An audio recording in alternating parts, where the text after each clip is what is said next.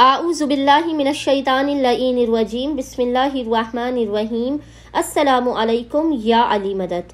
مومنین و مومنات کی خدمت میں بے انتہا مجرب آزمودہ اور آسان ترین عمل و وظیفہ لے کر آئے ہیں۔ یہ ایسا عمل و وظیفہ ہے کہ آئندہ آنے والے سال تک آپ کو آفات، بلاؤ، مصیبتوں، پریشانیوں سے دور رکھے گا۔ آپ کی نحوستوں کو، جو آپ کے اوپر نحوستیں آنے والی ہیں، انہیں ٹال دے گا۔ آپ کو شر انسان سے، شر جنات سے محفوظ رکھے گا۔ آپ کی حاجات کو خداوند متعال کی بارگاہ میں قبول و مقبول کروائے گا۔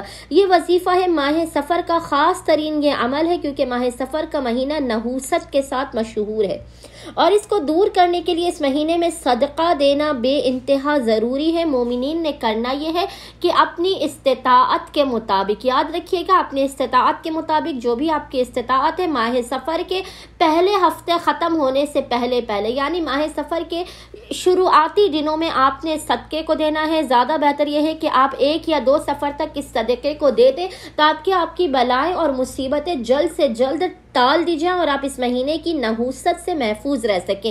مومنین نے کرنا یہ ہے کہ اپنے استطاعت کے مطابق آپ کسی بھی چیز کا صدقہ دے دیں۔ آپ چاہیں تو کسی جانور کا بھی صدقہ دے سکتے ہیں، اس کی قربانی کر سکتے ہیں صدقے کے لیے، اور یا آپ چاہیں تو اپنی استطاعت کے مطابق نادار اور مستحق ترین مومنین میں راشن تقسیم کر دیجیے، تاکہ کسی مومن کی مدد ہو جائے۔